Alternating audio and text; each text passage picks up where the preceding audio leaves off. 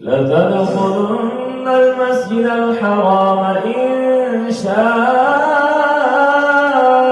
الله آمنين محلقين رؤوسكم ومقصرين لا تخافون فعلم ما لم تعلموا فجعل من دون ذلك فتحا قريبا هو الذي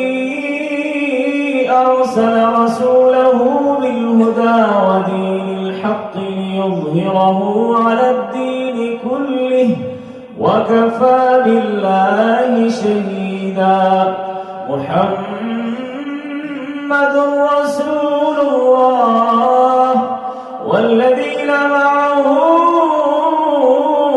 أشداء على الكفار رحماء بينهم تراهم ركعا سجدا يبتغون فضلا من الله ورضوانا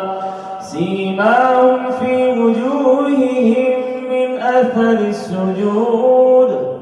ذلك مثلهم في التوراة ومثلهم في الإنجيل